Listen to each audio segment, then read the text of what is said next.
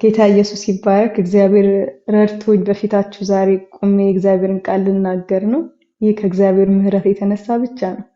ከኔ ምን ነገር የለም። እግዚአብሔር ግን ስለወደደኝና ስለመረጠኝ ቃሌን ትናገራለች ብሎ ስላመነኝ እግዚአብሔርን በጣም አድርጌ አመሰግነዋለሁ። ምዕራፍ 4 አንደኛ ነገሥት ምዕራፍ 4ን ስመለከት ሶስት ነገሮችን አይቼበታለሁና እነዚህ ሶስት ነገሮች ሳስቀምጣቸው መጀመሪያ አንደኛ የመንግስትን መዋቀር ያለው የሰለሞንን ሹሞች፣ በሁለተኛ ደረጃ ደግሞ በሰለሞን መንግስት ምክንያት ስለመጣው ሰላም ረፍት፣ በሶስተኛ ደግሞ ስለ ሰለሞን ጥበብ ያለውና ይሄንን ሳይ የሰለሞን ንግስና የዳዊት ትንቢት ፍጻሜ መሆኑን እናውቃለን። እና እግዚአብሔር ደግሞ ለኪዳኑ በጣም ታማኝ አምላክ መሆኑ ሰለሞን ወደ ሹመት ሲመጣ ቤተ መቅደሱን ለመስራት ሲሰናዳ የእግዚአብሔር ቃል በዳዊት የተነገረው ቃል በሰለሞን እግዚአብሔር ሲፈጽመው እናያለንና እግዚአብሔር ታማኝ አምላክ መሆኑን ቃል ኪዳኑን የማያጠፋ አምላክ መሆኑን አይበታለሁና ባለፈው ቲጂ ጄምስ ስትናገረን እንደነበረው ሰለሞን የቤርሳቤትና የዳዊት ልጅ እንደሆነ እና የነሱ የምህረት ልጃቸው እንደሆነ ተመልክቼበታለሁ። ማለት ባድ ከሆነ ነገር ውስጥ እግዚአብሔር እንዴት ጉድ የሆነን ነገር እንዴት እንደሚያወጣ ማለት ከማይረባ አሁን ከቤርሳቤት ውስጥ ሰለሞን ወጣ፣ ከዳዊት ኃጢያት ውስጥ ሰለሞን ወጣ። እግዚአብሔር ቃል ሲናገር እንደዚህ ይላል፣ እግዚአብሔርን ለሚወዱት እንደ ሐሳቡም ለተጠሩት ነገር ሁሉ ተያይዞ ለበጎ ይደረግ ዘንድ እናውቃለን ይላልና መጽሐፍ ቅዱሳችንን ስናየው ደግሞ ዳዊት እግዚአብሔርን እንደሚወድ እናውቃለን። ዝም ብሎ አይደለም መልካም ነገር የሚደረገው፣ መጀመሪያ የሚቀድም አለ። እግዚአብሔርን እንደሚወድ ስለምናውቅ እግዚአብሔር ሰለሞንን ለቤርሳቤትና ለዳዊት ሲሰጣቸው የእግዚአብሔር የምህረቱ ምልክት እንደሆነ አየሁኝ። የሚገርም ሰው ስለሆነ ሰለሞን ይሄንን ያያየው ነበርና እግዚአብሔር አሁንም በእኛ መካከል አይጠቅምም አይረባም ባልነው ነገር እግዚአብሔርን ከወደድነው ልባችንን በእግዚአብሔር ዘንድ ካቀረብን እንዴት አድርጎ መስራት እንደሚያውቅ እግዚአብሔር ያውቃል። ፎልቱን እግዚአብሔር ለመልካም የሚቀይር አምላክ ስለሆነ ማለት ነው። ግን የሚቀድም ነገር ደግሞ አለ፣ እግዚአብሔርን መውደድ የሚባል ነገር። በሁለተኛ ደረጃ ምዕራፍ 4 ቁጥር 7 ላይ ስለ ሰለሞን ሹሞች እናያለን። እነዛ 12 ሹሞች ነበሩት። ሰለሞን በቃ እንዴት አድርጎ እንደሚያወቃቀራቸው እንዴት አድርጎ ቦታ እያስያዘ እከሌ እያለ ቦሳ መድቦ ነው የሚመራው። ጥበብ በጣም የተካነሰው ስለነበር ይሄንን ስመለከት ማቴዎስ 6:7 ላይ ኢየሱስም 12 ደቀ መዛሙርቶች ነበሩት፣ ሁለት አድርጎም ላካቸው ይላልና ከአዲስ ኪዳን ኢየሱስ መጥቶ እንዴት አድርጎ እንደተመሳሰለ ሳይ ዋው እውነትም ይሄ ሰው ከእግዚአብሔር የሚቀዳ ሰው ነበረ። ጥበቡ ለካ ከሰማይ ነበር። ኢየሱስ መጥቶ ፕሩፍ አደረገው። ኢየሱስም መጥቶ መንግስትን ሲያቋቁም ወይ ደግሞ ሚሽኑን ሊያሰማራ ሲል በ12 ደቀ መዛሙርቶችን ያስጌደውና ሰለሞንም እዚህ ጋር 12 ኖርማል እንዳልሆነ ገባኝ እና ዋው አልኩኝ። ከጌታ እንቀዳለን እና ከጌታ ስንቀዳ ደግሞ ራሱ እግዚአብሔር ነው ፕሩፍ የሚያደርግልን። ይሄንን አየሁኝና በጣም በዚህ የተነካሁኝ ያለ ከእናንተ ጋር በጣም ልነጋገርበት ልቤ ላይ ወደ ከበደው ምዕራፍ እሄዳለሁ። ምዕራፍ 20 ቁጥር 20 ላይ እሄዳለሁ። ቁጥር 20 ለማንበብ እፈልጋለሁ። ይሁዳና እስራኤልም እንደ ባህር አሸዋ ብዛት ብዙ ነበሩ፣ በልተውም ጠጥተውም ደስ ብሏቸው ነበረ። ሰለሞንም ከወንዝ ጀምሮ እስከ ግብጽ ዳርቻ እስከ ፍልስጤም ድረስ በመንግስታት ሁሉ ላይ ነግሶ ነበረ። ግብርም ያመጡለት ነበረ፣ በርሜው ሙሉ ለሰለሞን ይገዙለት ነበር ይላል። ይሄንን ሳይገረመኝ ማለት ይሁዳ እንደ ምድር አሸዋ በዝተዋል፣ በልተውም ጠጥተውም ተደስተዋል። እዩ ዝም ብላችሁ ሰላምም ነግሷል። በቃ የሆነ እርፍ ነገር ብለዋል። በንጉሳቸው የሆነ የታመነ ሰው አይታያችሁም? በንጉሳቸው የተረጋጋ እና ከመረጋጋታቸው ብዛት ደግሞ ግብርም ደግሞ ያመጣል። ደግሞ ግብር ብቻ አይደለም፣ በርሜያቸው ዘመን ሁሉ ለሱ በርሜው ዘመን ሁሉ ሊገዙለት ሰሚት አድርገዋል። በቃ ይሄንን ሳይ እንዴት አድርገው ንጉሳቸውን አወቁት አልኩኝ። በቃ በትክክል ያውቁታል። በቃ ገብቷቸዋል። ሰለሞን አሳርፏቸዋል። ሰው በልቶ ጠጥቶ እኮ የማይስቃለ ይበላሉ ይጠጣሉ አይተናል አይደለ? ከዚህ ቀደም ኦሪት በመናጠናበት ጊዜ አፋቸው ውስጥ ምግቡ እንትን ሲል ያያየን ነበርና በልተው ሳይስቁ ሲቀሩ አይተናል። በልተው ደግሞ ሲሞቱ አይተናል። እነዚህ ግን በልተው ተደስተዋል። በቃ የሆነ ኢንጆይ አድርገዋል። ከዛ ላይ ደግሞ እንደዚህ ብቻ አይደለም፣ በልተው ደግሞ ሰላም አግኝተዋል፣ አርፈዋል። ደግሞ በልተንም ደግሞ ለምን ይሉና ደግሞ ግብርም ደግሞ ያመጡልናል። እስኪ ሞት ድረስ በእድሜው ዘመን ደግሞ እንገዛለን ይላሉ። በጣም ተነካው ባይዘው በእነዚህ ሰዎች እና ሃውማች እኛ ደግሞ ማለት ያሳረፈን ሰለሞን አይደለም። እኔ ያሳረፈኝ ሰለሞን አይደለም። ወይኗን ያሳረፈ ረቁ ሁላችንም ሀያትን፣ አቤንዬን፣ ፋሲልን ማናችንን በሰለሞን አላረፍንም። እኛ ያረፍንበታል ማለት ያሳቀን ሰለሞን አይደለም፣ ያሳቀን ኢየሱስ ነው። ከዓይናችን እንባን ያበሰ ኢየሱስ ነው። ይሄንን ስመለከት ወደ ውስጤ ሮሜ 12 በጣም የምወደው ቃል አለ። ይሄን ቃል አብረን እናነባዋለን። ሮሜ 12 ቁጥር 1 እንዲህ ይላል፣ እንግዲህ ወንድሞች ሆይ ሰውነታችሁን እግዚአብሔርን ደስ የሚያሰኝና ሕያውና ቅዱስ መስዋዕት አድርጋችሁ ታቀርቡ ዘንድ በእግዚአብሔር ርህራሄ እለምናችኋለሁ፣ እርሱም ለአእምሯችሁ የሚመች አገልግሎታችሁ ነውና ይላል። አያችሁ፣ በጣም ስለገረመኝ ነው። እግዚአብሔርን ሰውነታችሁ ሕያውና ቅዱስ መስዋዕት አድርጋችሁ ታቀርቡ ዘንድ ምን ይሆናችሁ? አምላካችሁን ያወቃችሁ፣ በሱ ያረፋችሁ፣ እሱን በትክክል ያወቃችሁ። እነዚህ በሰለሞን ስላረፉ ነው ያላቸውን ግብር ያወጡልን። አሁን እኛ ግብራ ለእግዚአብሔር አናወጣ። ወረድ ለአንዴና ለመጨረሻ ጊዜ በክርስቶስ ኢየሱስ በቃ የሳቅ አምላክ አለን። ግን ይላል ይሄንን ሕያውና ቅዱስ መስዋዕት አድርጋችሁ ራሳችሁን የምታቀርቡበት ማቅረቢያ ደግሞ መንገድ አለው ይላል እዚሁ ጋር ጳውሎስ። በእግዚአብሔር ርህራሄ። ሃሌሉያ! የእግዚአብሔር ርህራሄ የገባው ሰው ነው ራሱን ሕያውና ቅዱስ መስዋዕት አድርጎ ለእግዚአብሔር የሚያቀርቡ እንጂ ሁሉም ማቅረብ ይፈልጋል። እኔም ማቅረብ እፈልጋለሁ፣ ሁላችንም። ግን ማቅረቢያው መንገዱ ውሳኔ አይደለም። የእግዚአብሔር ርህራሄ ይባላል። የተራራልን መራራት ሲገባ እግዚአብሔርን እናውቀዋለን። እናንተ የሆነልንን መሆን ስናቅ ኦ ማይ ጋድ ለዚህ አምላክማ ራሴን ሕያውና ቅዱስ መስዋዕት አድርጌ እሰጣለሁ። ማቅረቢያው የእግዚአብሔር ርህራሄ የምታቀርቡበት መንገድ ይላል ጳውሎስ እኮ እዚህ ጋር በእግዚአብሔር ርህራሄ እለምናችኋለሁ። የምታቀርቡበት ዌው በእግዚአብሔር ርህራሄ። ሰው የእግዚአብሔር ርህራሄን አንደርስታንድ ሲያደርግ ራሱን ሕያውና ቅዱስ መስዋዕት አድርጎ ለአምላኩ ይሰጣል። ይሄ ደግሞ ይላል ለአእምሯችሁ የሚመች አገልግሎታችሁ ነው። ማንም ጀጃ ያረጋችሁም። ለምን የእግዚአብሔር ቃል ሲናገር በክርስቶስ ኢየሱስ ላሉ አሁን ኩነኔ የለባቸውም ይላል ሮሜ 8:1። ስለዚህ ኩነኔ በቃ አምላካችን ገብቶን ራሳችንን ሕያውና ቅዱስ መስዋዕት አድርገን እንሰጣለን። ሰለሞን ገብቷቸው ለሰለሞን ግብር ከሰጡ ሰለሞን የሚሞት ንጉስ፣ የማይሞተው አምላክ ኢየሱስ የሰራልኝ ስራ፣ ለእናንተ የሰራው ስራ፣ በመስቀል ላይ የከፈለው ሞት እሱ ሲገባችሁ ራሳችሁን ሕያውና ቅዱስ መስዋዕት አድርጋችሁ ታቀርቡልኛላችሁ። ማቅረቢያው ይሄ። እኔ በጣም ይሄንን እያየሁን እግዚአብሔር ይሄን ከኛ እንደሚፈልግ ገባኝ። ራሳችንን እንድንሰጠው እግዚአብሔር ይፈልጋል። ለሰለሞን አበላን ብለው አሳረፍን ብለው ለጥቂት ጊዜ ራሳቸውን የሰጡት ንጉሳቸው ስለገባቸው ነው። ወገኖቼ እኛ በመጀመሪያ ኢየሱስ ሲገባን ነው ራሳችንን ለእግዚአብሔር ሕያውና ቅዱስ መስዋዕት አድርገን የምንሰጠው። ዛሬ እኔ መናገር የምፈልገው በሰለሞን አፍረው ግብር ካመጡ በክርስቶስ ያረፍንማ እንዴት ኢየሱስ እኮ ሞትን ድል አድርጎ የተነሳ ነው። ለዘላለም ደግሞ የሚኖር እሱ አምላክ፣ እሱ ጌታ፣ እሱ ንጉስ፣ የማይሻር የሆነ ሲዝን መጥቶ የማይቀይረው ለዘላለም የምናርፍበት እሱማ እንዴት ይገባዋል። እውነት ይገባዋል። ለጌታ ራሳችንን ልንሰጥ ይገባዋል። እያጠናን ነበር ያኔ መስዋዕት እንዴት እንደሚቀርብ የበደል መስዋዕት፣ በግ፣ ጥጃ፣ ላም ምናምን የተለያየ ነገር እየመጣ ሲታረድ፣ በሬ ሲታረድ፣ ፍየል ሲታረድ፣ የተለያየ ነገር ሲታረድ መሰዊያው ላይ ያ ሞተ፣ በቃ ኦልሬዲ ተቃጠለ። ኢየሱስን መጥቶ ወሰደው። እኛም ደግሞ ከመሰዊያው ላይ ራሳችንን እንዳናነሳ የሚያደርገን የእግዚአብሔር ርህራሄ ሲገባል። ያ የታረደው በግ የሞተውን የተቃጠለውን አመድ የሆነውን አይ አልፈልግም በቃ አምጡ መስዋዕቴን አምጡ ይዤ እሄዳለሁ አይባልም። ኦልሬዲ ተቀብሎታል። ወገኖች ይህ ይሆንልናል ዛሬ።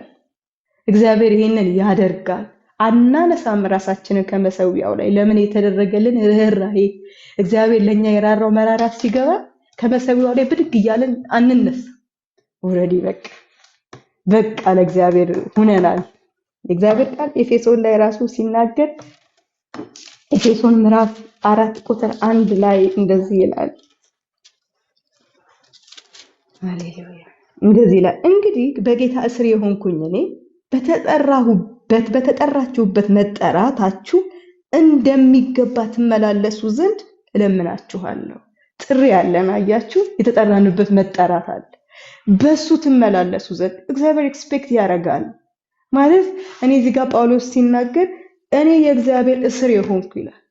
በክርስቶስ ልንኖር ክርስቶስ ነፃ አውጥቶናል። ኦፍ ኮርስ ነፃ ስንወጣ ግን ለሆነ ነገር መታሰር የለብንም እንዴ? እንታሰራለን። ለክርስቶስ እንታሰር ይገባል። ለሱ እስር ልንሆንለት ይገባል። ፕራውድ አድርጎ ነው ጳውሎስ እዚህ ጋር የሚያወራው። እኔ በቃ የክርስቶስ እስር የሆንኩኝ ለዓለም ደግሞ የተፈታሁ ማልፈልጋት ለመጥቼ ግን ክርስቶስ ጋር የታሰርኩ እኔ ባለትዳር ነኝ። ባለቤቴ እዚሁ አለ። ከእናቴ ቤት ህግ ስወጣ ኦሬዲ የእናቴ ቤት ህግ አሁን እኔ አያስተዳድረኝ። የባሌ ደግሞ ህግ ደግሞ አለ። እንዝላል አልሆንኩም ነው። እዚህኛው ቤት ደግሞ መጥቼ ደግሞ ከበር አለኝ። እኛም ለኃጢአት ትተን ስንመጣ እንደፈለግን እንድንኖር አይደለም፣ እስር ልንሆንለት የሚገባ ደግሞ አለ። በቃ ለክርስቶስ እስር የሆንኩኝ ለሌላው ነገር እንደ ምንም የማይቆጥር በክርስቶስ እስርነታችንን ግን በቃ ተዘልለን ልናወራበት የሚገባ በጣም ይሄ የውስጤ ነገር ስለሆነ ነው ደጋግሜ እዚህ ነገር ላይ መቆየት የፈለኩትና የእግዚአብሔር ርኅራኄ ሲገባን የክርስቶስ እስር መሆናችን በጣም ፕራውድ አድርገን ልናወራበት የሚገባ እንደሆነ እዚህ ጋር አይቻለሁ። በሰለሞን አርፈው ይሄን ያህል ግብርን ለማምጣት በደስታ ለዘላለም እንገዛለን ብለው ካመኑ እንዴት እኛም አለ እግዚአብሔር እንደዚህ አንሆን? ዕብራውያን ላይ ሲናገር እንደዚህ ይላል። ዕብራውያን 11 በጣም የሚገርመኝ ቃል አለ። ዕብራውያን 11 ቁጥር 5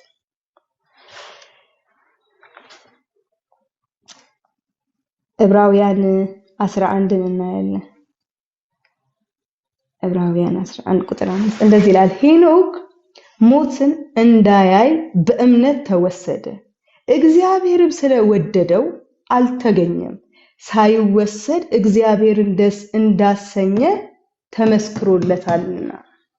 ወገኖች ሳንወሰድ እግዚአብሔርን ደስ እንደምናሰኝ ሊመሰከርልን ይገባል። ማለት ሄኖክ ነበረው፣ ዝም ብሎ አይደለም የተወሰደው። እግዚአብሔርን ደስ እንደሚያሰኝ ተመስክሮለት አለን እኮ። ይሄ አይደለም እንሄዳለንና እግዚአብሔርን ደስ እንደሚያሰኝ ሄኖክ ከመወሰዱ በፊት ተመስክሮለታል። እግዚአብሔር ይሄንን በመካከላችን በኢየሱስ ስም ያምጣ። ከሰለሞን ይልቅ የእግዚአብሔር ቸርነቱን ቀምሳችኋል ይላል። ሰለሞን አይቀመስም፣ ኢየሱስ ግን የሚቀመስ አምላክ ነው። ቀምሳችሁ ይላል። አንደኛ ጴጥሮስ በጣም የምወደው ቃል ቀምሳችሁ ቴስት የምታደርጉት ነው። የሆነ የጥበብ ቃል አይደለም። ኢየሱስ የሚቀመስ የሚነካ በቃ እንደዚህ ነግረውን የምንሄደው ሳይሆን በቃ ቴስት አድርጌዋለሁ፣ ያ መንፈስ በመንፈሱ መስክሮልኛል የሚያስብል ማለት ነው። እንግዲህ ቁጥር 29 ላይ ደግሞ ስንሄድ ስለ ሰለሞን ጥበብ እናያለን። የሰለሞን ጥበብ በቃ እጅግ የሚገርም ጥበብ እንደነበረ እግዚአብሔር ጥበብን እንደሰጠው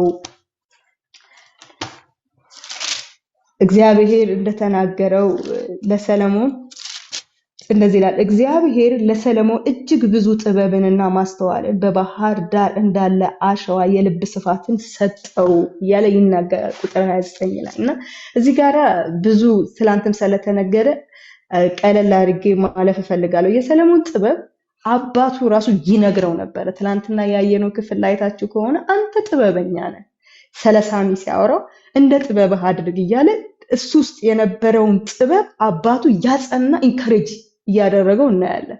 ኦፍ ኮርስ ጥበቡ ከእግዚአብሔር ነው፣ ግን ከንግስናው በፊት ግን ዳዊት እየነገረው ሰምተናል። ትላንት ጥበበኛ ነህ እና ይሄንን መናገር የምፈልገው እዚህ ወላጆች አለንና ልጆቻችን ላይ ጉድ የሚሆነው አሪፍ የሚሆነውን ነገር ኢንካሬጅ ልናረጋቸው እንደሚገባ አንቺ ውስጥ ይሄ አለ፣ ይሄን ነገር ያዢ፣ ይሄን ነገር እንትን በያለን እግዚአብሔር በውስጣቸው ያስቀመጠውን ነገር በጣም በጣም ኢንከሬጅ ልናረጋቸው የሚገባው እኛ ነን። ይሄንን አየሁኝና ዋው ዳዊት ምን አይነት አባት ነው። ግን እዚህ ጋር ግን መልካምነቱን አየሁበት። እዚህ ጋር ዳዊት ይነግረው ነበር አንተ ጥበበኛ ነህ እንደ ጥበብህ አድርገው እያለ ሲነግረው ሰምተናል። እና ልጆቻችን ላይ ያለውን መልካሙን ነገራቸው አጉልተን ልንነግራቸው ይገባል። እግዚአብሔር ደግሞ ሌላውን ነገር ይጨምራል። ከኛ አፍ ግን ልጆቻችን ላይ ያየነውን መልካም ነገር እንደ ወላጅ በደንብ አድርገን እንደ አሳዳጊ ልጅ ውስጥ ካለን እንደ አሳዳጊ ልንነግራቸው ይገባልና ቁጥር 34 ላይ ደግሞ እንደዚህ ይላል አሕዛብ ሁሉ ጥበቡን ሰምተው ነበረ፣ ከምድርም ነገስታት ሁሉ የሰለሞን ጥበብ ለመስማት ይመጡ ነበር ይላል። በቃ የሰለሞንን ጥበብ ለመስማት እነዛ 3000 የጥበብ ቃሎች 1500 የመኃልየ ቃሎች ለመስማት ከተለያየ ስፍራ መጥተው ይሰሙት ነበር። ሰለሞን ቁጭ ብሎ በቃ ጥበብን ይናገር ነበር፣ በጣም ጥበበኛ አምላክ ስለሆነ። እኔ ግን ይሄንን ሳይ በጣም ተገረምኩኝና ኢየሱስን አሰብኩት። ማለት እዚህ ማንም የሰለሞንን ጥበብ ሰምቶ የተሰበሰበ የለም። እዚህ ሁላችን ጌታ ኢየሱስ ክርስቶስ ነው የሰበሰበን። ኢየሱስ ደግሞ የጥበብ ቃል እየተናገረ አይደለም የሰበሰበን።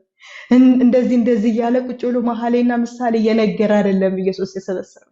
ኢየሱስ ለጥበቡ ቢሆን የጥበቡ ጌታ ነው። ለሰለሞን ማን ጥበብ ሰጠ? እግዚአብሔር ነው። ኢየሱስ ነው የሰጠው። ግን ኢየሱስ ጥበብን እየተናገረ አለመምጣቱ ገረመኝ። የጥበቡ ጌታ ጥበብን እያወራ አይደለም የመጣው፣ የዓለምን ይላል ሞኝ ነገርን መረጠ። አመመኝ እናንተ ገረመኝ። የዓለምን እንደዚህ ይላል አንብበው። አንደኛ ቆሮንቶስ ምዕራፍ 1 ቁጥር 27 ላይ ነገር ግን ይላል እግዚአብሔር ጥበበኞችን እንዲያሳፍር የዓለምን ሞኝ ነገር መረጠ፣ ብርቱውን ነገር እንዲያሳፍር እግዚአብሔር የዓለምን ደካማ ነገር መረጠ ይላል። በመስቀል ሞት መጣ ኢየሱስ። እንደ ሰለሞን ጥበብን እየተናገረ አይደለም ኢየሱስ የመጣው፣ በመስቀል ላይ ለመሞት። እንግዲህ ምን አይነት አሁን በዓለም ይሄ በጣም የወንበዴዎች የሚሰቀሉበትን ነገር፣ ሞኙን ነገር፣ ማንም የማይፈልገውን ነገር፣ እሱን ነገር መርጦ የኔ ጌታና የእናንተ ጌታ መጣ። ጥበብን አልተናገረም ኢየሱስ። ኢየሱስ የሚገርም አምላክ። የኛ አምላክ እየተናገረ ሳይሆን እየሆነው መጣ። እያወራው ሳይሆን እየተደረገው መጣ። እሰቀላለሁ እያለ ሳይሆን ተሰቅሎልን መጣ። እሞታለሁ ብሎ ሳይሆን እየሞተ መጣ። ደግሞ ሞትን ደግሞ ድል አድርጎ መጣ። የኛ አምላክ የታመነ ነው። ከሰለሞን እጅግ የሚበልጥ አምላክ አለ። እጅግ የከበረ ጌታ አለ። እሱ ነው የጠራን። ከሰለሞን የሚበልጥ በዚህ አለ። ኢየሱስ የሚባል አምላክ አለ። ኢየሱስ የሚባል የሞተልን ጌታ አለ። ጥበብን እየተናገረ ሳይሆን የዓለምን ደካማ ነገር መርጦ ግን ብርቱ ነገር ያወጣ፣ የዓለምን ሞኝ ነገር መርጦ ግን ብዙ ልጆችን ያፈራ የኔና የእናንተ አምላክ እሱ ነው። ይሄንን ሳይ ገረመኝ። በቃ እግዚአብሔር ምን አይነት መልካም አምላክ ነው! እግዚአብሔር ምን አይነት ቅን አምላክ ነው! እንዴት አይነት አምላክ ነው! አደራረግን እግዚአብሔርን አናስተምረውም አልኩኝ። እግዚአብሔርን በዚህ ጋና በዚህ ጋር ሄዳ አንለውም።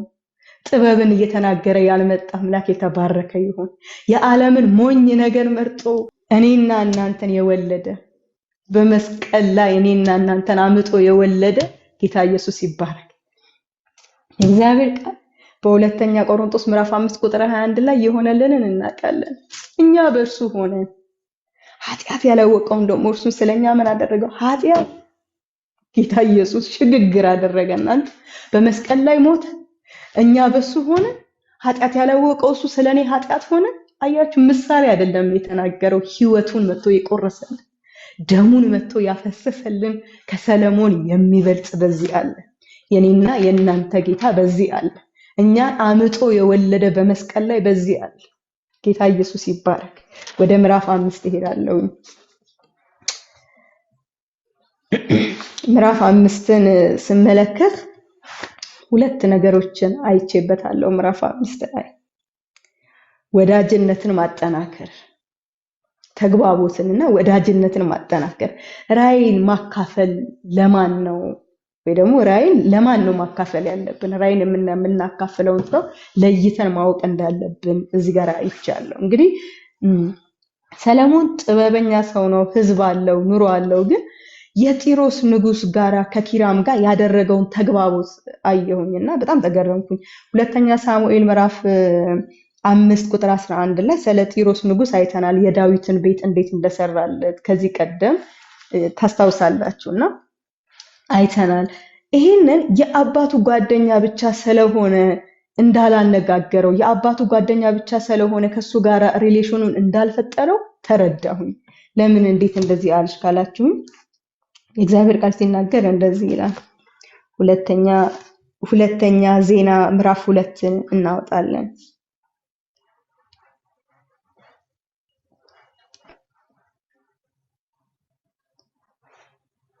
ሁለተኛ ዜና ምዕራፍ 2 ላይ ቁጥር 3 እንደዚህ ይላል። ሰለሞንም እንዲህ ሲል ወደ ጢሮስ ንጉስ ወደ ኪራም ላከ፣ ከአባቴ ከዳዊት ጋር እንዳደረግ የሚቀመጥበትን ቤት ይሰራ ዘንድ የዝግባ እንጨት እንደሰደርክለት እንዲሁ ደግሞ ለኔ አድርግልኝ። አያችሁ፣ ይሄ ሰው ዝም ብሎ አይደለም ሂዶ ከሰውዬው ጋር ግንኙነት ያደረገው፣ ምን እንደሚፈልግ ያውቃል። ከዚህ ቀደም ለአባቱ ያደረገውን ያውቃል። የሆነ ራዕይ ያለኝ ብሎ ሳይሆን በአስቦ አቅዶ ኪራም ጋር የዝግባ እንጨት አለ፣ ስለዚህ ለራዕይ ያስፈልገኛል። ከዚህ ቀደም ደግሞ አውቃለሁ ለአባቴ ቤት መስሪያ ልኮለታል። ስለዚህ የሚረዳኝ ለራዕይ ይሄ ሰው ነው። ስለዚህ ከዚህ ሰው ጋር የሚገባን ሪሌሽን ማድረግ እንዳለበት ለራዕይ የሚገባ ከጓደኝነት የዘለለ ግንኙነትን አየሁኝ። እዚህ ጋር በግልጽ ነው የጠየቀው። አላሸፋፈነም፣ አላልበሰበሰም። ለአባቴ እንደሰራህለት ለኔም ደግሞ እንድታደርግልኝ ያውቃል።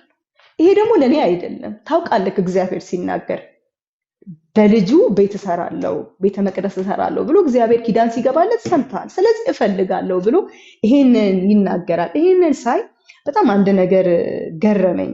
ሪሌሽን ከሰዎች ጋር የምናደርገው ግንኙነት ግልጽ ከሆነ ከሰዎች ጋር ያለን ኪዳን ግንኙነቱ ዘልቆ እንደሚሄድ ገባኝ። አንዳንድ ጊዜ አንዳንድ ግንኙነቶች አሉ ማለት ይሄ ሁለትዮሽ የሌላቸው አንድዮሽ ብቻ የሆኑና ያኛው እየከፋው ዝም ይላል። በቃ ይሁን ይልና የሆነ ታይም ላይ ይሞላል። ከሁለቱም ስላልሆነ በቃኝ እኔ ምናምን ብሎ ፍሬንድሺፑ ዘልቆ እንዳሄድ እንደሚያደርግ እዚህ ጋር ተረዳው። ለምን እነዚህን አይተናቸው ከሆነ አንተ ይሄንን ስታረግልኝ እኔ ደግሞ ለቤትህ ይሄንን አደርጋለሁ። አንተ የዝግባውን እንጨት ትሰጠኛለህ፣ እኔ ደግሞ ለሰራተኞች የሚገባውን ነገር አደርጋለሁ። እኔም እንደዚህ ሁለትዮሽ ነው ግንኙነታቸው፣ በግልጽነት የተመሰረተ ነው። እኩል ነው ሪሌሽንሺፑ። ይሄንን አየውና ራዕይ ደግሞ ለማንም እንደማይወራ ገባኝ እዚህ ጋር ሳይ። ለምን እንደሚረዳው ስላወቀ ነው ሂዶ ያወራው። እንደሚረዳው ስለሚያውቅ የዝግባ እንጨት የጢሮስ ንጉስ ጋር ኪራም ጋር ስላለ ለሚገባው ሰው ነው ሂዶ ራዕዩን ሼር ያደረገው። ለዛ ነው ቶሎ ቤተ መቅደሱ እንዲሰራለት በ7 ዓመት ውስጥ የተቀላጠፈለት። ይሄንን እዚህ ጋር አይቻለውና ራዕይ ምዕራፍ 5:4ን አነባታለሁ ይሄንን ቃል። እነሆም እግዚአብሔር ለአባቴ ለዳዊት በአንተ ፈንታ በዙፋን ላይ የማስቀምጠው ልጅ እርሱ በስሜ ቤተ መቅደስ ይሰራል ብሎ እንደነገረው ለአምላኬ ለእግዚአብሔር ስም ቤት እሰራ ዘንድ አስባለሁ ብሎ ይነግረዋል። እና ኦልሬዲ አሁን እረፍት አግኝቻለሁ። ከ4 ጀምሬ ላንብበው፣ ይቅርታ በጣም አሁን አምላኬ እግዚአብሔር በዙፋኑ ካሉ እረፍት ሰጥቶኛል፣ ጠላትም ክፉም ነገር የለብኝም። እነሆ ቤት እሰራለሁ እያለ በቃ አሁን አርፌያለሁ። ኦልሬዲ ስላረፍኩኝ አሁን ቤትን የአምላኬን የእግዚአብሔርን ቤት እሰራ ዘንድ እግዚአብሔር ከዚህ ቀደም የነገረኝ የትንቢት ቃል ስላለ እሱን እሰራ ዘንድ ትረዳኛለህ፣ እንጨት ትሰጠኛለህ፣ እንደዚህ ታደርግልኛለህ እያለ ይነግረዋል። ይሄንን ሳይ ምን ወደ ልቤ መጣ? ራዕይ የሚጀመረው እግዚአብሔር ከነገረን እንጂ ካለን ክንውን እንዳልሆነ ካለን ስኬት እንዳልሆነ። አሁን እዚህ ጋር ሰለሞን ሲያርፍ ሲደላደል ያነሳው አንድ ነገር ነው። በጣም የገረመኝ ባይዘው አረፈ። ሲያርፍ የትንቢት ቃሉን ፒክ አደረገው። በቃ አሁን ረፍት አግኝቻለሁ፣ አርፌያለሁ፣ ይሄ እረፍት የእግዚአብሔር ነው አለ። ለእግዚአብሔር የነገረኝን እሰራ ዘንድ እነሳለሁ። ወገኖቼ እግዚአብሔር በብዙ እንደሚያሳርፍ ሰውን አውቃለሁ። አሳርፎኝ ስለማውቅ በብዙ ነገር እግዚአብሔር ሲያሳርፈን የጸለይነው ጸሎቶች ሲመለሱ እንደዚህ አድርግልን እንደዛ አድርግልን ያልነው ሲመለሱ ምን ላይ ነን? ያለንን የትንቢት ቃል አንስተነው ነው ወይስ ከቤት ላይ ቤት ከቤት ላይ ተስላ ከተስላ ላይ ፕሌን ነው ወይስ የሆነ ክንውኑ የእግዚአብሔር ነው? የትንቢት ቃሌ የታለ? አሁን እግዚአብሔር አስታጥቆኛል ይገባዋል ብለን አንስተናል ወይስ ባለው ነገር ትላንትና እንዳልነው የሚጨመረው ነገር ላይ ፎከስ አድርገን ሂደናል? ይሄንን እዚህ ጋር ገባኝና ዋው አልኩኝ። ይሄ ሰው ምን የተባረከ ሰው ነው። እረፍት ሲያገኝ የትንቢት ቃሉን ነው ፒክ ያደረገው። እግዚአብሔር ሲያሳርፈን የትንቢት ቃላችንን እንድናነሳ እግዚአብሔር ይፈልጋል። እኔ አንድ ጊዜ አንድ ሜሪ የምትባል ጓደኛዬ አንድ ነገር ያጫወተችኝን አንድ ነገር ልንገራችሁ። እንደዚህ ያለች አንድ ሰውዬ በጉባኤ ውስጥ ያገለግላል እና ሲያገለግል በቃ በጣም የፈውስ አገልግሎት ይሰራበታል እና ሰዎች ከበሽታ ይፈወሳሉ፣ ይድናሉ፣ አንካሶች ይዘላሉ ምናምንና ሁሉ ጊዜ ግን አንድ በዊልቸር የምትሄድ ልጅ አትነሳ። ሰውዬው በቃ ግራ ይገባዋል። ዲጂታል ይሄ እንዴ 10 ሰው መጥቶ 10ም ተፈውሶ ይሄዳል። 11ኛው እሷ ሳትፈውስ ለምን ነው የምትሄደው? ኩዌሽን በጣም ይሆንበታልና አሁንም በጉባኤው እንደዛ ነው። አሁንም በጉባኤው መጨረሻ ላይ ሰውየው ከእግዚአብሔር ጋር ለጌታ ሲጠይቀው እግዚአብሔር እንደዚህ ያለው ሂድና ልጄ ለልጅቷ ጠይቃት ብትነሺ የት ነው የምትሄጂው? ምንድነው የምታረጊው? እግርሽ ቢፈወስ ከዚህ ዊልቸር ላይ ብትነሺ ምን ትሆኛለሽ ብለህ ሂድና ጠይቃት ይለዋል ጌታ ማለት ነው። ይሄድና እህቴ እግዚአብሔር ቢፈውስሽ አሁን ብትነሺ አሁን ጸልይሽ ብትድኚ ምንድነው የምታረጊው ሲላት ማይ ጋድ ክለብ ሂጄ እስክጨፍር ድረስ ጓጉቻለሁ። የክለቡ አምሮቱ ሊደፋይ ነው ምናምን ነገር አለችው ማለት ነው።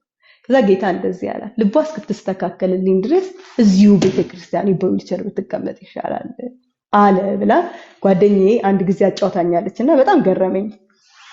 ሌላ ወሬ እያወራን ነበር ያወራችኝ ግን ቅድም እያጠናሁኝ እያለ ይሄ ነገር መጣብኝ። እኔ እንደውም እንዳረሳው እንደዚህ አድርጌ ምልክት አድርጌ ለእናንተ ልነግራችሁ አስቀመጥኩትና አንዳንድ ጊዜ የእግዚአብሔር የሚያመጣልን ፈውሶች የሚያመጣልን ክንውኖች የትንቢቱን ቃላችንን አንስተን እግዚአብሔር ወይ አቤት ምን ላድርግልህ እንድንለው እንጂ ወደ ግብጽ እንዲመልሰን አይደለም፣ ወደ ኋላ እንድንጎተትበት አይደለም።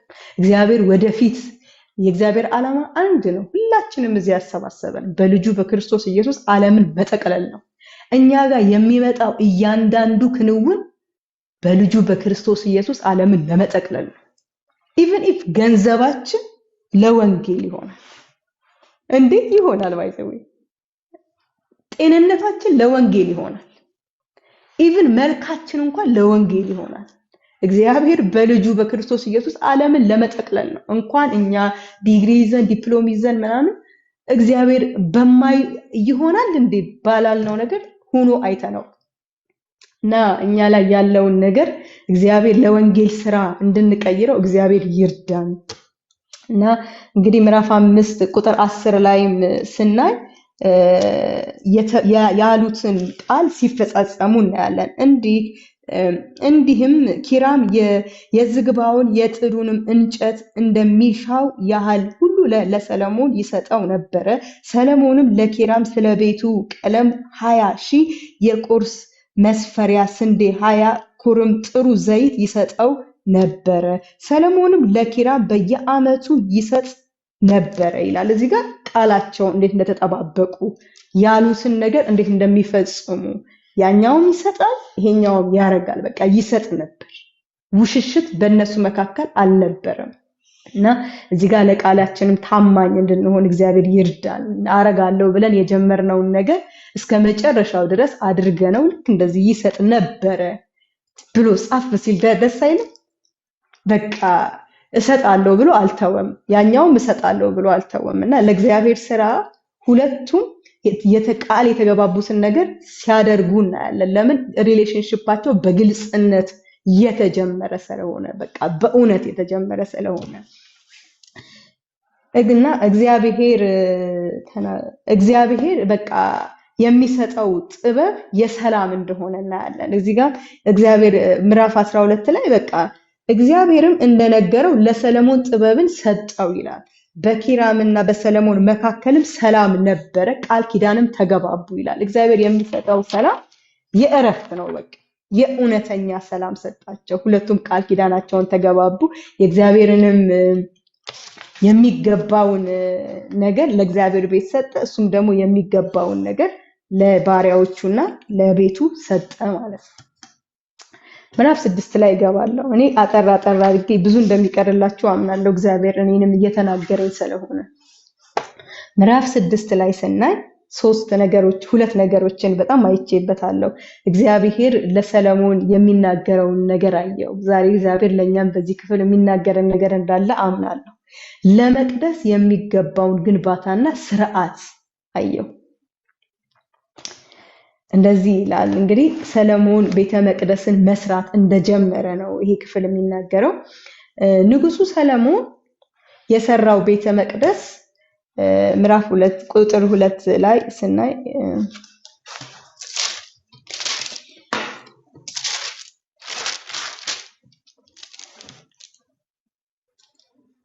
ንጉሱ ሰለሞን የሰራው ቤተ መቅደስ አሰራሩ እንደ ማደሪያ ድንኳን አይነት ነው ይላሉ የመጽሐፍ ቅዱስ አዋቂዎች። እና በአጠቃላይ በዚያን ጊዜ በነበሩት ሌሎች ቤተ መቅደሶች ጋር ተመሳሳይ ነው። እና 3 ዋና ክፍሎች ነበሩት። እነዚህም ቅድስተ ቅዱሳን፣ ቅድስትና የመውጫው አደባባይ እና የቅድስተ ቅዱሳን ቅርስ ምናልባት በማደሪያ ድንኳን እንደነበረ አይነት 6 ማዕዘኖች ያህል ካሬ ያለው ነው ብለው ይናገራሉ። እና የቤተ መቅደሱ ስፋት የማደሪያውን ድንኳን 2 እጥፍ ያህል እንደሚበልጠው የመጽሐፍ ቅዱስ አዋቂዎች ይናገራሉ። እዚህ ጋር ማስረጃ ካላችሁ ዘጸአት 36 ቁጥር 20 ስናይ ሰለሞን ከሰራው ቤተ መቅደስ ከማደሪያው ድንኳን 2 እጥፍ እንደሚበልጥ እዚህ ጋር ይናገራልና ምዕራፍ 6 ቁጥር 11 ላይ ደግሞ ዘልዬ ስገባ የእግዚአብሔር ቃል ወደ ሰለሞን የቤተ መቅደሱ ፍጻሜ ጥቂት ሲቀረው ወደ ሰለሞን እንደመጣ እናያለን። እንደዚህ ይላል እግዚአብሔር ቃል ሲናገር፣ የእግዚአብሔር ቃል ወደ ሰለሞን መጣ እንዲህ ሲል፣ ስለዚህ ስለምትሰራው ቤት በስርዓቴ ብትሄድ፣ ፍርዴንም ብታደርግ፣ ትመላለስበትም ዘንድ ትእዛዜን ሁሉ ብትጠብቅ፣ ለአባትህ ለዳዊት የነገርኩትን ቃል ከአንተ ጋር አጸናለሁ ይለዋል። እንግዲህ ወገኖቼ ለአባቱ ለእግዚአብሔር የገባውን ቃል እናውቃለን። ከዚህ ቀደም በልጅክ በሰለሞን በሰለሞን ሁለተኛ ሳሙኤል ምዕራፍ 7ን አውጥቼ ማንበብ እፈልጋለሁ።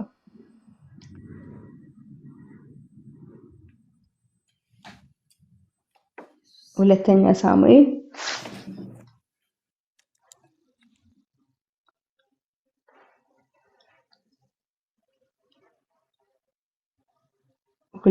ሳሙኤል ምዕራፍ 7 ቁጥር 12ን ይቅርታ አብረን እናነባለን።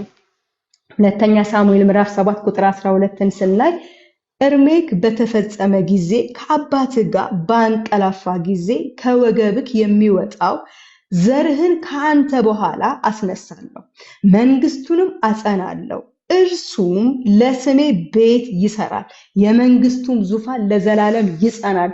እግዚአብሔር ለዳዊት የገባለት ቃል ነው። እንግዲህ ይሄ ቃል ለዳዊት በሰለሞን እንደሚሰራ እግዚአብሔር ቤተ መቅደሱን በሰለሞን እንደሚሰራ አሳምኖ እግዚአብሔር ቃል ኪዳንን ለዳዊት ገብቷል። ሰለሞን ደግሞ ቤተ መቅደሱን እየሰራ ልክ ሊጠናቀቅ ጥቂት ሲቀረው የእግዚአብሔር ቃል ወደ ሰለሞን እንዲህ ሲል መጣ ይላል፣ ቃሌን ብታደርግ ስርዓቴን ብትጠብቅ ዙፋንክ ለዘላለም ትጸናለች። ኦፍኮርስ ለአባትህ ቃል ገብቻለሁ፣ ግን ካንተ ጋርም ደግሞ የማደርገው ቃል ኪዳን አለኝ። ምን? የኔን ቃል መጠበቅ፣ በትእዛዜ መሄድ፣ ለሰለሞን የገባሁትን ቃል ለዳዊት የገባሁትን ቃል የምፈጽመው በዚህ መሰረት ስትሄድ ነው። ዙፋንህ በዚህ መሰረት ነው የሚጸናው። ለአባትህ ኦፍኮርስ ቃል ገብቷል። እግዚአብሔር ቃል ኪዳኑን የታመነ አምላክ ነው። ሰለሞን ነግሷል። ግን የቃል ኪዳኑን ታቦት እየሰራ ባለበት ሰዓት የእግዚአብሔር ድምጽ ወደ ሰለሞን እንዲህ ሲል መጣ።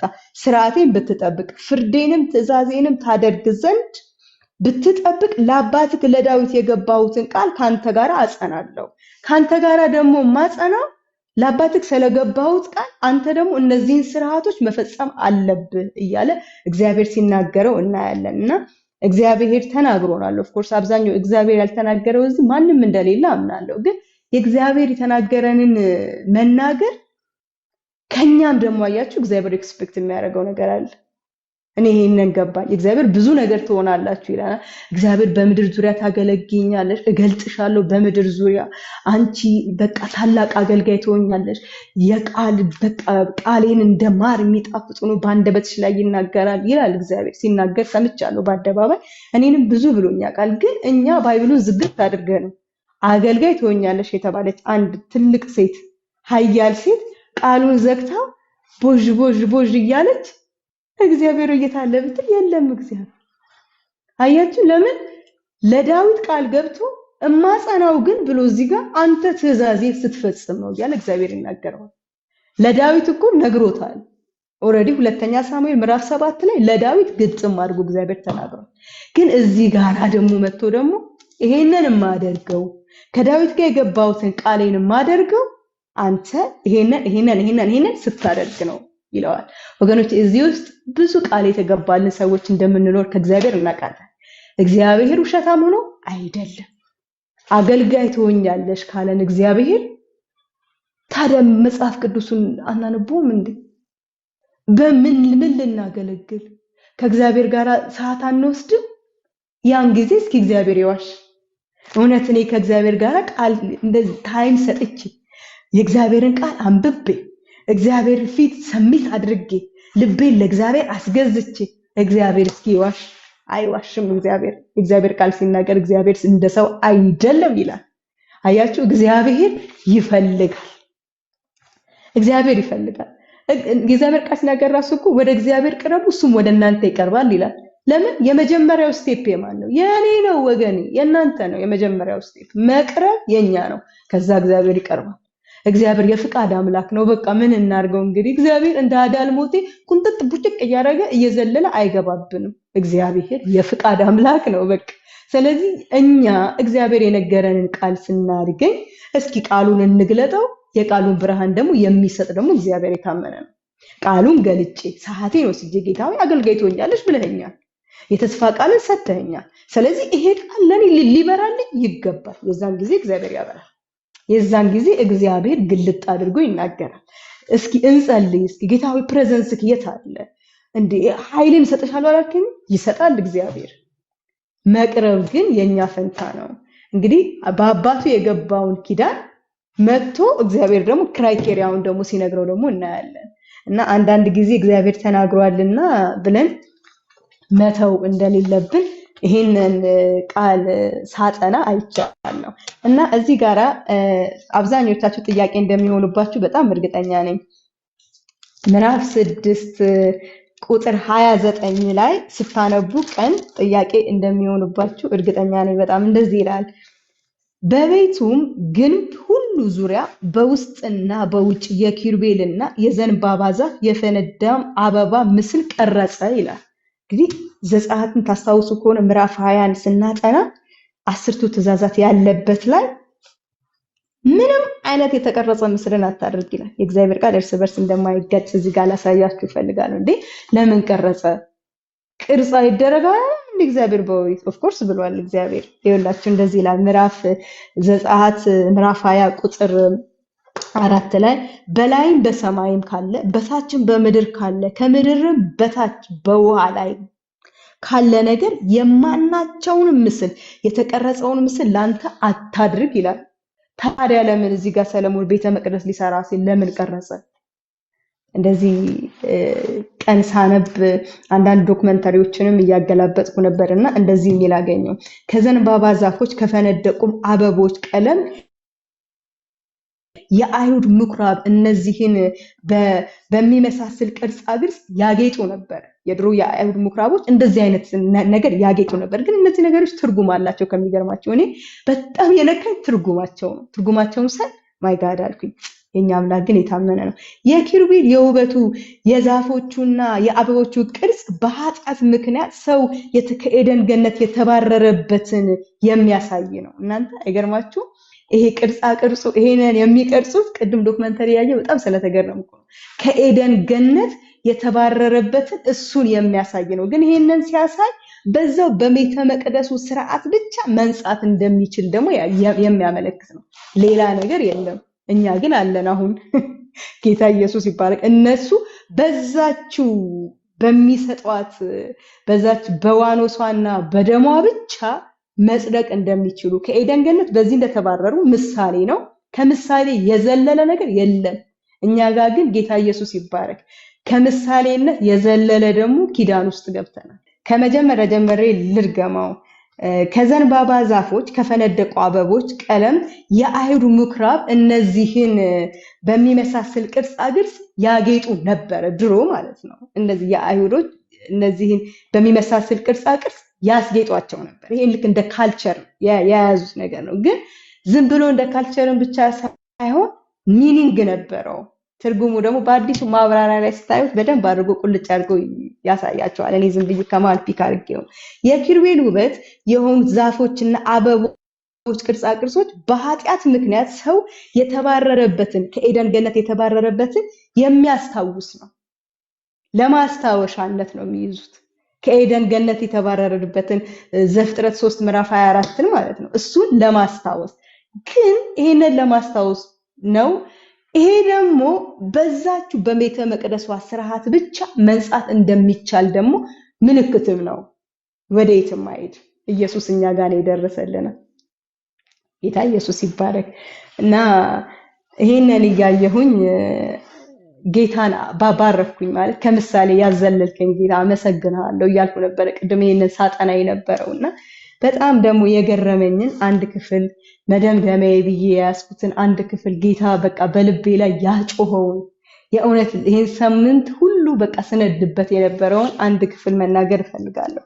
ወደ ኋላ ወስዳችኋለሁ። አውቄ ነው ወደ ኋላ ያደረኩት መደምደሚያ ይሆናል ብዬ ምዕራፍ 6 ቁጥር 18 ላይ እንደዚህ ይላል እግዚአብሔር ቃል ሲናገር የቤቱንም ውበት በጉንጉን በተጎነጎኑ በፈነዳ አበባ በተቀረጸም ዝግባ ለበጠው። ሁሉም ዝግባ ነበረ፣ ድንጋይም አልታየም ነበረ ይላል። ጌታ ኢየሱስ ይባረክ። አያችሁ፣ ቤተ መቅደስ ውስጥ ድንጋይ ውበት የለውም። መቅደስ ውስጥ ድንጋይ ውበት የለውም። ያሳበደኝ ቃል ነው። እኛ በአዲስ ኪዳን የእግዚአብሔር ቤተ መቅደሶች ወገኖች፣ እኔና እናንተ የእግዚአብሔር ቤተ መቅደሶች ነን። ድንጋይ ውበት የለውም። በቃ አያምርም። እናንተ መቅደስ ውስጥ ድንጋይ አያምርም። እኛ ውስጥም የድንጋይ ልብ ውበት የለውም። ለእግዚአብሔር የማይነካ ልብ፣ የደነደነ ልብ ዛሬ በጌታ በኢየሱስ ስም ከኛ ላይ የተመታ ይሁን።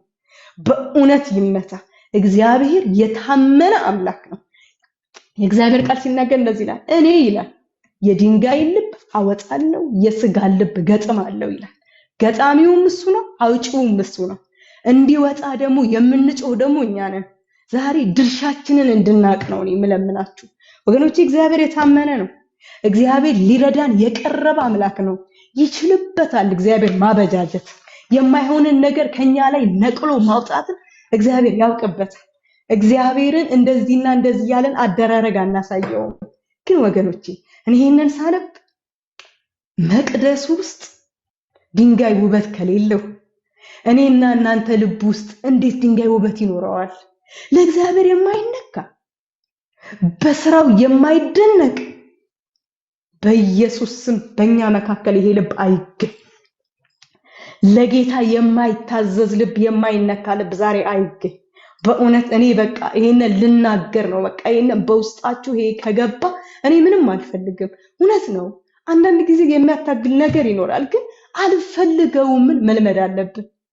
እንብየው ጌታ ሆይ አልፈልገውም፣ ይሄንን አረ ይሄ ልብ ከኔ ይነሳ ጌታ ሆይ። ለቃልህ እኮ መደንገጥ አቆምኩኝ። እግዚአብሔር ሆይ ቃልህ እኮ ሲነበብ ድዝዝ ፍዝዝ አልኩኝ ጌታ ሆይ። አረ ጌታ ሆይ ንካኝ። አረ ይባላል እግዚአብሔር፣ በእውነት እግዚአብሔር ይባላል። ጌታ በሚያውቀው እግዚአብሔር እንደዚህ ይነገረዋል፣ እንደዚህ ይባላል። እግዚአብሔር ወገኖች የሰውን ፊት አያይም፣ የሰውን ልብ ነው የሚያየው። ወይኗ ናት የኔን ፊት የምታየው፣ እግዚአብሔር ግን ልቤን ያየዋል፣ ሞቲቬን ያየዋል። አሁን በፊታችሁ ቁጭ ብዬ የምናገርበትን እሱን ያየዋል። እግዚአብሔር ከልብ ነው ግንኙነቱ። ዛሬ የድንጋይ ልብ ከመካከላችን ይነቅ። በቃ አንፈልግም ጌታ ሆይ ልንለው ይገባል። በቃ እኛ የእግዚአብሔር ቤተ መቅደሶች ነን። የእግዚአብሔር ቃል ሲናገር እናንተ የእግዚአብሔር ቤተ መቅደስ መሆናችሁን አታውቁም? የእግዚአብሔር ማደሪያ መሆናችሁን አታውቁም? መንፈሱ በእናንተ ውስጥ መኖሪያ መሆኑን አታውቁም?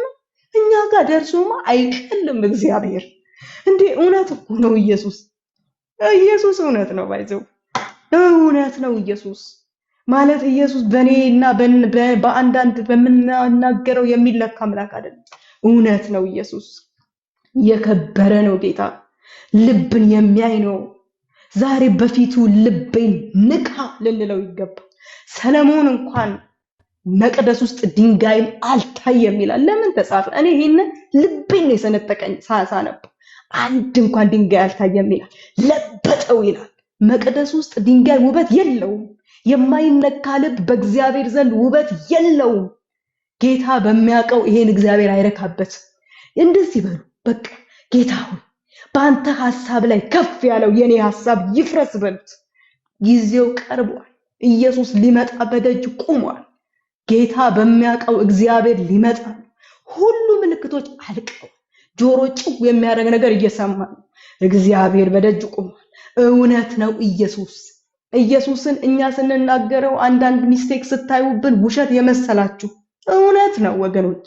የምህረቱ ብዛት እጅግ ብዙ ስለሆነ ነው። ምህረቱ እጅግ ስለበዛ ነው። ኢየሱስ እውነት ነው። ልባችሁን ለእግዚአብሔር ሰሚት አድርጉ። የድንጋዩን ልብ አውጣልኝ በሉት። እግዚአብሔር ይችልበታል ማውጣት፣ መንቀልን ያውቅበታል። እኛ የእግዚአብሔር ቤተ መቅደሶች ነን። እግዚአብሔር በእኛ ውስጥ ማደሪያ አድርጓል። ሰለሞን እንኳን ወርዱን ስፋቱን ርዝመቱን እያለ እኔ ሞር በጣም ከሰለሞን ይበልጥ በጣም የሚነካኝ ሙሴ ነው። አይታችኋል አይደል? ታቦቱን እንዴት እያደረገ ሲቀጸው እንዴት እያደረገ ሲሸላልመው እንደነበረ ሰለሞንን ይሁት በወርቅ ሲለብጠው እንዴት በቃ ሲጠበብበት እንደዋለ። እኛ እኮ ደም እኮ ነው የተጠበበብን፣ ወርቅ አይደለም። እግዚአብሔር የእውነት ነው በመስቀል ላይ መጥቶ የሞተልን፣ ደሙን ያፈሰሰው የእውነት፣ ለኔ የሞተው የእውነት፣ በመስቀል ላይ የተሰቀለው የእውነት፣ ወርቅ አይደለም፣ በብር አይደለም የተገዛ ነው። በዋጋ ተገዝታችኋልና የራሳችሁ አይደላችሁም ይላል እግዚአብሔር ቃል። ይሄ ቃል የታመነ ነው። ስንደጋግመው አንሶባችሁ ሰንፎ ከሆነ ይሄ ቃል ግን የታመነ ነው። በዋጋ ነው የተገዛ ነው። በማን ዋጋ? በክርስቶስ ኢየሱስ ደም፣ በመስቀል ላይ በተንጠለጠለው በሱ ደም። ታዲያ ይሄ ድንጋይን አልፈልግም አይባልም። ይሄ በመስቀል ላይ ደሙን ያፈሰሰልን ጌታን ይሄንን ልብ ንቀለው አንልም። የማይነካ በእግዚአብሔር ቃል የማይደነግጠውን ልብ አንሳልን አንልም።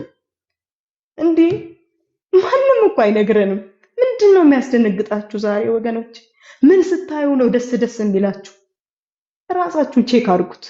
በሌላ ነገር ደስ ካላችሁ ጌታ ሆይ እርዳኝ ይባላል እኮ። በአንተ እንድደሰት እኔ እላለሁ። ባይዘው አንዳንድ ጊዜ በማይሆን ነገር ስስቅ ሳያው ራሴ አረ ጌታ ሆይ አረ ድረስልኝ፣ አረ ይሄው ባሌ ምስክር አለ። ስስት ጌታ ሆይ አረ ድረስልኝ፣ አረ ሳትኩ፣ አረ እንዳልጠፋብህ፣ አረ የመስቀሉ ስራ እንዳይቀልብኝ፣ አረ እርዳኝ። እለት እለት የሚከበንን ኃጢአት አስወግደን የሚለው እኮ ለዛ ነው። እኔ ይወገዳል። ሴንስ እንድታደርጉ የሳለ መንፈስ እንዲኖራችሁ እግዚአብሔር ይህንን የድንጋይ ልብ ከመካከላችን ይንቀል። በእግዚአብሔር ሐሳብ ላይ ደግሞ ከፍ ያለውን ደግሞ የኛን ሐሳብ እግዚአብሔር ያፍርስ። በእውነት ያፍርስ። እግዚአብሔር ያፍርስ። በእግዚአብሔር ሐሳብ ላይ የሰለጠነ የእግዚአብሔርን ነገር ውሸት ያደረገ በጌታ በኢየሱስ ስም ይመታ። እኔ አንድ ነገር ልንገራችሁ ወገኖች፣ የእናንተ ጠላት ራሳችሁ ናችሁ። ጌታ ኢየሱስ ምስክሬ። ሰው ጋር ሰርች ሳረግ መጨረሻ ላይ እኔ የገባኝ እውነት ይሄ ነው።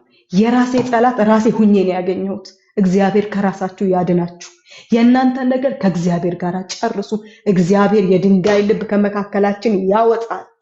እግዚአብሔር ፊት ራቁታችሁን ቅረቡ። በቃ እኛ ቤተ መቅደሶች ነን። እኛ ዲስፕሌይ ነን። በቃ ውስጣችን የገባውን መንፈስ ልናሳይ። የእግዚአብሔር ቃል ሲናገር እኮ በቃ እኛ ውስጣችን እኮ የእግዚአብሔር መንፈስ አለ። እሱ እንደወደደ ልንናገር። ገላትያን በጣም የምወደው ቃል አለ። ገላትያን 2:20 ላይ እኔ አለ በቃ ጳውሎስ እኔ ሕያው ሆኜ ልኖር አይገባኝም፣ ክርስቶስ ግን በእኔ ሊኖር የኔን ጨርሼ የክርስቶስን ልጀምር። ይሄ ከምን ይመጣል? ልብን ከማስነካት፣ የድንጋይ ልብ ከማውጣት፣ እግዚአብሔር ፊት የድንጋይ ልብ ይውጣ ከማለት ይሄ ይመጣል። ጌታ ይርዳ። እኔ ዛሬ ይሄንን በልባችሁ ይሄንን ሁሉ ስዘጋጅ እግዚአብሔር ይሄ በልባቸው ይታተም ብዬ ጸለይኩት። ጌታ በሚያውቀው ይሄንን ነው። እግዚአብሔር የድንጋይ ልብ ከመካከላችን ያውጣ፣ ለቃሉ አለመደንገጥን ያውጣ። በቃ አካሄዳችን ይመለስ። ጠላታችን ራሳችን ነን። አንዳንድ ጊዜ በቃ ወደ እግዚአብሔር ፊት እንቅረብ። በቃ እንቅረብ። የእግዚአብሔር ቃል ባለፈው ዕለት እየስታስተምረን በጣም ልቤ ላይ ቀራለ። የኤሊንም ልጆች መሆን ይቻላል፣ የሳሙኤልንም መሆን ይቻላል። ወገኖቼ ሳሙኤልን መሆን ይሻላል። ኢየሱስ ሊመጣ በደጅ ቆሟል። የኤሊን ልጆች ከማየት እግዚአብሔር ይሰውራችሁ። በቃ አንሱ። እናንተ ከኤሊ ልጆች ላይ ናችሁ። ሳሙኤል የሚባል እኮ ድንቅ አሉ እኮ ድንቅ ሰዎች። ለመጎበስ ከሆነ እነሱን ማየት እንችላለን። ጌታ በሚያውቀው እግዚአብሔር ይርዳ። እኛ የእግዚአብሔር ቤተ መቅደሶች ነን። የእግዚአብሔር ቃል ሲናገር ማቴዎስ ምዕራፍ 15 ቁጥር 8 ላይ እንደዚህ ይህ ሕዝብ በከንፈሩ ያከብረኛል፣ ልቡ ግን ከኔ በጣም ርቋል። በጣም የምፈራው ቃልና ልቤ የምትንቀጠቀጥበት ቃል ነው። በቃ ይህ ሕዝብ አለ በከንፈሩ በጣም አሁን እኔ ስናገር የሆነ ስክትክትክትክትክት ሳረገው ምናምን ነገር ዋው፣ ልቤ ግን በእግዚአብሔር ዘንድ ምን ይሁን? እግዚአብሔር ይርዳኝንም እናንተንም እግዚአብሔር ይርዳችሁ። ጌታ ኢየሱስ ይባረክ።